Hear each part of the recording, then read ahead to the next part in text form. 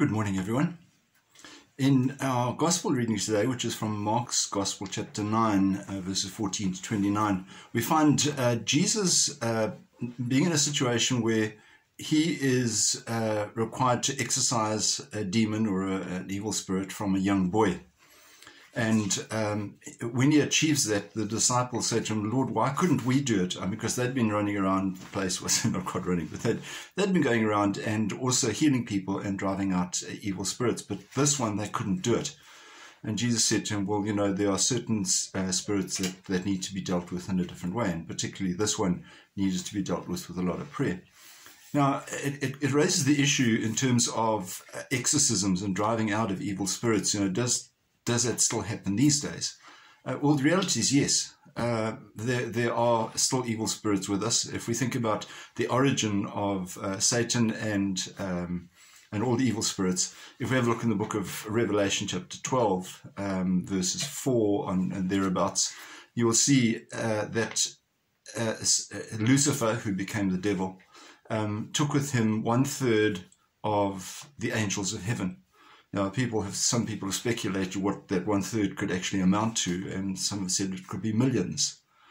So the reality is it's not just the devil who is running around causing all sorts of mischief and tempting people, but there are other evil spirits as well, because they're not exactly sitting around in hell toasting marshmallows. They are out there trying to influence people, but some of them clearly have less impact or less authority, I suppose, than higher levels of evil spirits, as we do with angels. There are levels of angels, and archangels obviously being the greatest. So should we be fearful of this? Well, yeah, I think we need to be sensitive to it. I don't think you need to hide under the bed or anything strange like that. But we just need to be aware of it, that there are certain temptations that come our way that we might give into, and that might just be, it's not the work of God. That might be the work of some sort of evil temptation that's there for us.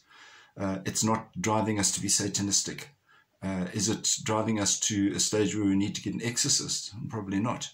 Although I think it's good to remember that, as with Jesus, he had the authority and the ability to drive out a strong demon, that these days there are certain priests who are trained to be exorcists. And it's dangerous for somebody who's not a trained exorcist to try to take on an evil spirit, because they can come out of that person and then possess the exorciser.